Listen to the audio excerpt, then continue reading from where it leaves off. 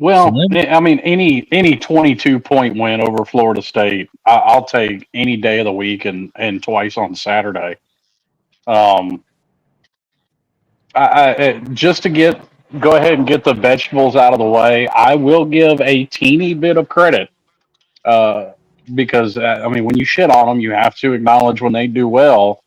Shout out to Florida State's secondary. They showed up, and really their defense as a whole showed up uh, ready to play. But unfortunately, that was about the only part of Florida State that showed up ready to play. Was The their kicker. defense? That and that what eighth string quarterback that they found at Denny's last night that they put in there that actually was the one person that did something good. I mean, good job for that true freshman there coming in as well. He did play his heart out. He was the only one out there doing anything on their offense. So enough He about really was, and he also single handedly. This just tells you how atrocious they are. Uh, and this is how atrocious they are. Is number one, I can't remember his fucking name, but number two, he just single handedly tonight had their longest play of the season. Was that But then 3-yard run?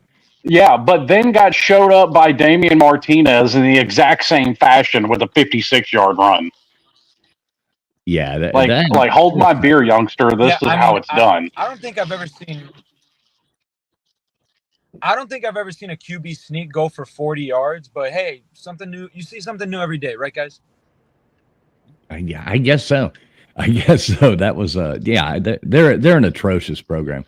So we did cover the spread. We did get in there and do that. So that's a big plus. And I think we're going to get a lot of people. Oh, that wasn't flashy enough. That wasn't good enough. But it was a win. And we kind of seemed to stick to a game plan and just carried it on the whole time. And just and how flashy are Florida State games normally? They're not. No. That's why I had a problem with the spread all week, despite how bad Florida State is. Everybody knew we were going to get their best shot because this is their best shot every single year is this game. Yeah, definitely this year would have been their I Super mean, Bowl for sure if that was it. No, it was. It was. The only thing that could have been a silver lining this season was beating an undefeated Miami team. Yeah, that really would have been the only silver lining to their season. And maybe a win over Florida at the end of the year, if that's even a possibility. I'm not sure that it is. Because unlike Florida State, Florida's actually showing signs of improvement. Yeah, I mean, speaking of Florida, tonight we clinched the state championship, which Florida State fans would like to talk about how they have the most state championships, but you play both these teams every year, so shut the fuck up. The other two don't get the opportunity, especially because Florida took us off the schedule, because what we did to them in week one, we'd be doing every year to them. George, I see you in the comments. Well, I noticed George, and I can't get any other Florida fan to react to this. Steve Spurrier was on a podcast in the offseason and admitted on camera on the internet that he didn't want that smoke. He had the opportunity to bring that rivalry back, and he tuck-tailed and ran like the scared little bitch that he is.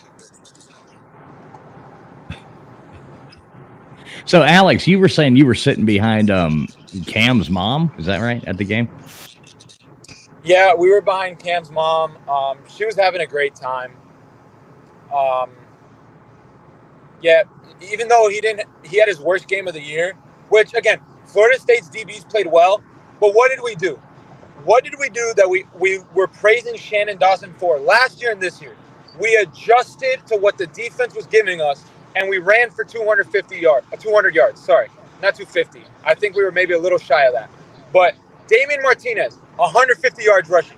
Mark Fletcher, RIP his dad. It's a big week for him. He scores the first touchdown of the game, has a great game with 70 yards rushing. A.J. Allen gets in there, has a good drive.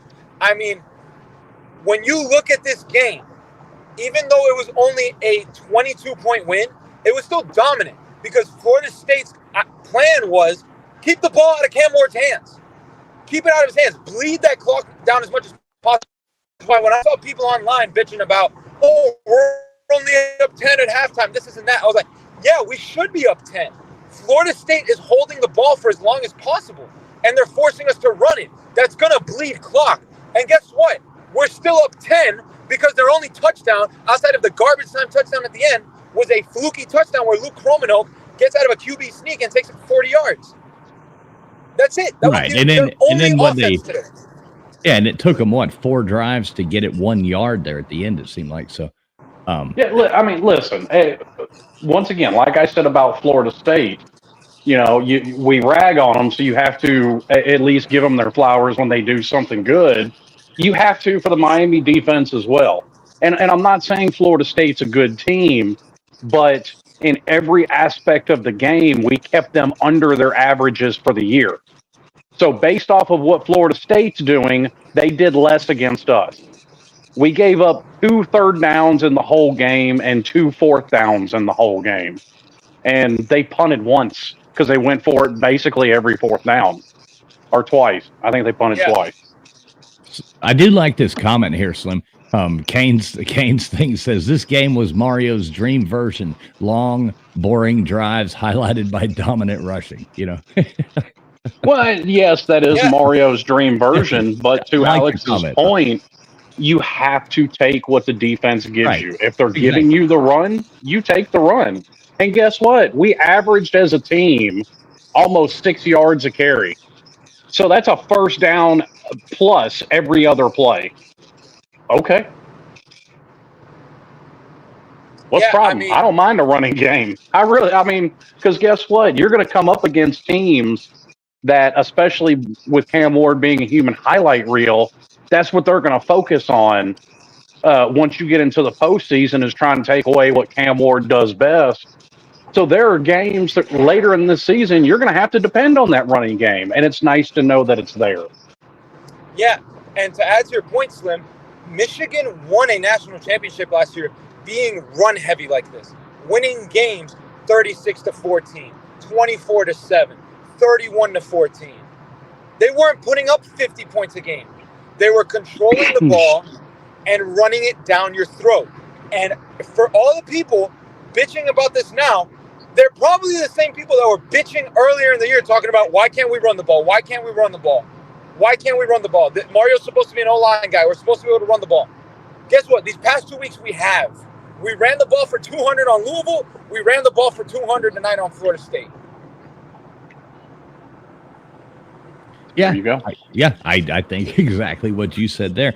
And I do think, it is if you'd have watched this team play and watching, like you said, a human highlight reel running around, anybody is going to go in there, and that's going to be, especially Florida State, as bad as they are, that's going to be their only hope, is to try to just shut down Cam Ward.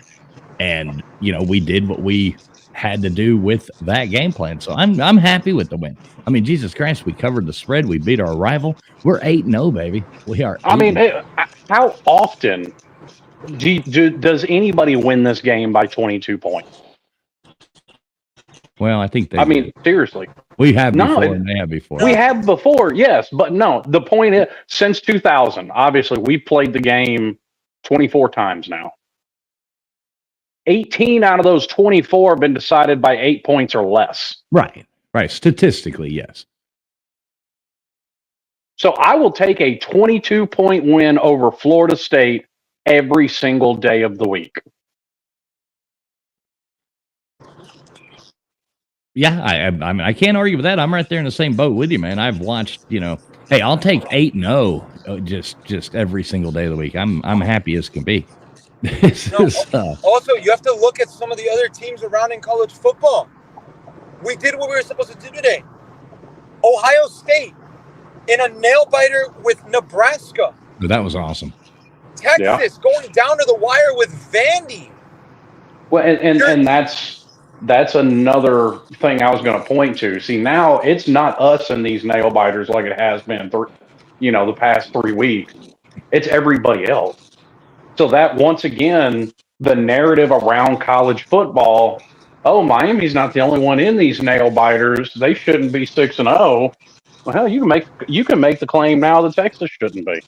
Because now they're looking at, what wasn't and was called in that game.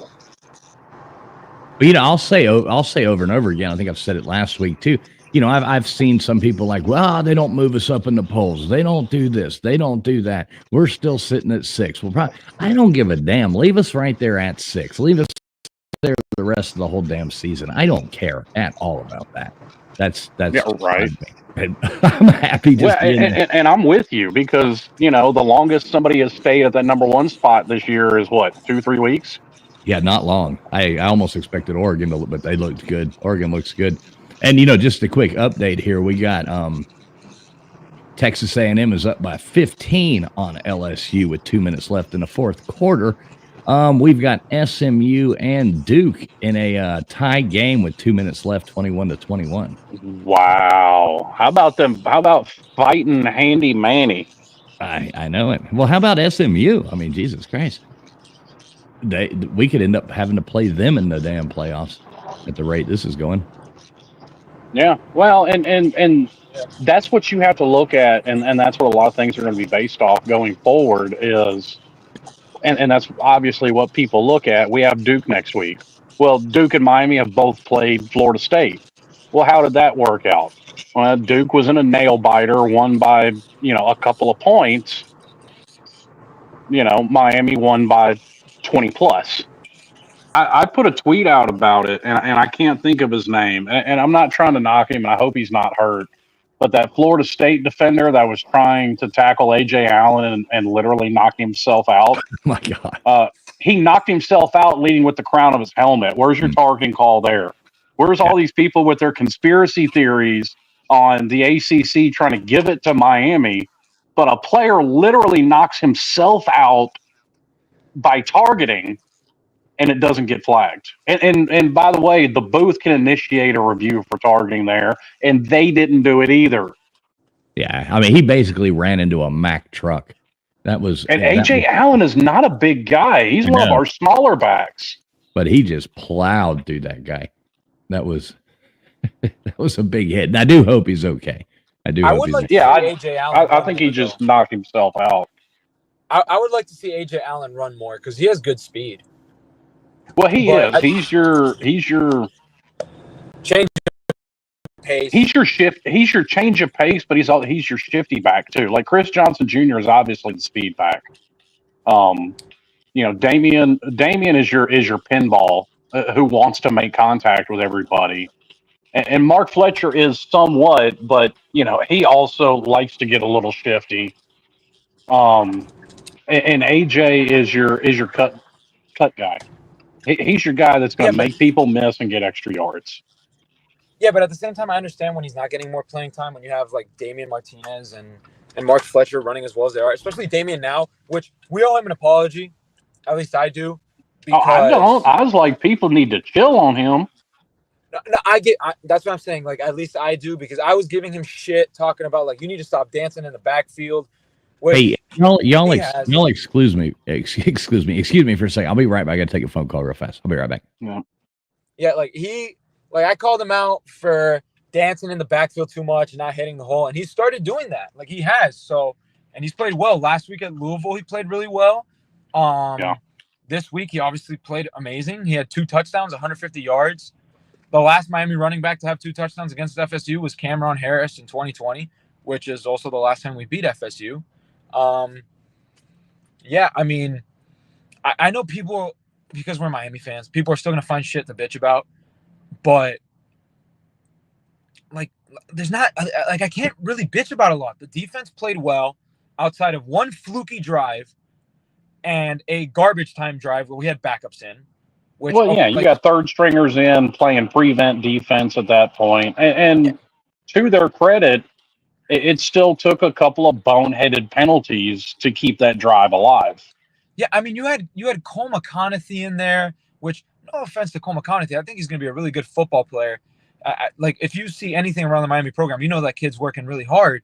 But, like, he's a backup, like, third string defensive lineman. Like, he doesn't get meaningful playing time, and he was in that drive. And then the other one, it was a fluky drive where Luke Kromenhoek took a QB sneak for 42 yards. Other than that, the defense I do have to complain a little bit. Tyler Barron knows better than that roughing the passer penalty he got. Yeah. He's a He's an upperclassman. He's a fifth-year guy. You know better than that. And it okay, we didn't have 100 yards in penalties, but we still had 60. It's not great. The Yeah, and penalties are still something they need to work on. yeah, and Bradford, he had a comment here. Slim, we can't pull it up because Brendan is out, but he's saying, not bitching, but we need better D line, D and O line protection. Oh, it is pulled up. There you go. Oh, well, I guess Brendan is still there. We need better D line and O line protection. With the O line, I will say, like FSU, every time we went back to pass the ball, like they were blitzing hard. They had a lot of delayed. They had a lot of delayed blitzes. Like they were really wanting to come after Cam there. And with the D line, I thought the D line played fine. It's just you had a couple plays there where Luke and Brock were just able to get out of stuff. Which like you need to bring him down. You need to make sure you get the quarterback. But there was good pressure. There was good penetration on that terrible FSU O line. So again, my only problem, yes, there was good pressure, but and I tweeted this during the game. The guys are getting in the backfield very, very quickly, but they're overrunning a lot of plays.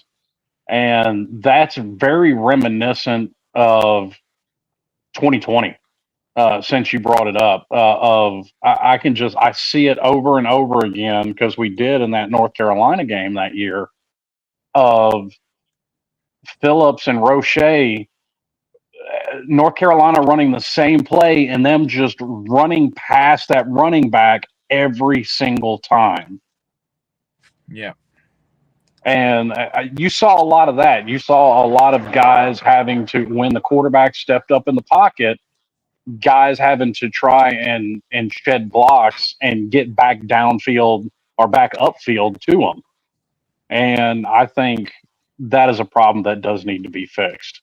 It's great to get in the backfield quick, but stop overrunning the play where you basically run yourself out of it. I really can't complain. Like I said, when you compare what Florida State has done, their own averages this year, and we hold them below it, what more can you ask for? The defense obviously has gotten out of its little funk because, past couple of weeks they couldn't tackle. Yeah, I thought the tackling was a little bit better, except for that one stupid play where how did that guy seem to disappear and then there was some kind of Star Trek stuff or something. And that one where he went that 40-yard run, he kind of all of a sudden he appeared on the other end of that and started running. It was like, it's fun because, and like I said, though, Damian Martinez turned around later in that game and showed him how it was done and broke off a 56-yard run, somehow worming his way out of the pile as well.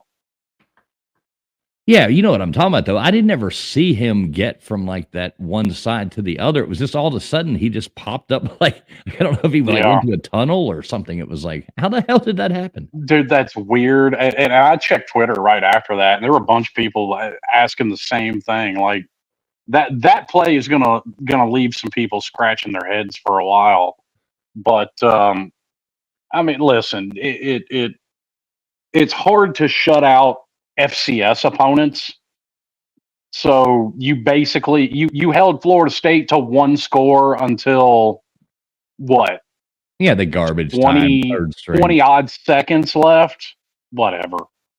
I'm not going to complain about that. You gave up 1 third down except for that last drive. You gave up 2 fourth downs except for that last drive. I'll take it. Yeah. Especially against Florida State, I'll take it every single day of the week. Yeah, and MB says here, he says the first touchdown drive was a joke. Only thing about this game is I hope FSU didn't give a blueprint on how to stop Cam. And I don't think they did. Slim, I'll say it again. Like I told you before, I almost Cam didn't seem quite on tonight anyway. For all the credit that we're giving, Florida State's, especially their secondary, a certain percentage of it was just on the pass game not clicking tonight. It is what it is. And when you have, 7 straight games passing for over 300 yards and at least 3 touchdowns in the majority of them, okay, you're allowed an off night. But going forward, it should make everybody feel better that even if the pass game has an off night, we can lean on that run game. Right.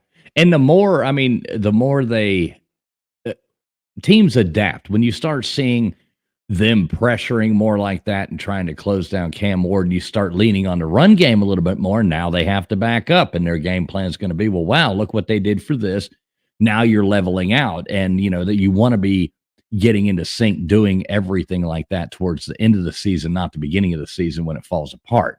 So, Well, and to Alex's point too of Florida State's game plan being to drain the clock, not only was it their plan for their offense, it was their plan for their defense. They sold out all game to stop the pass, but it leaves the run wide open, but it's going to bleed clock. right. So Yeah. I think just all sides of the ball, that was Florida State's plan, was bleed as much clock as possible, trying to keep the game as close as possible.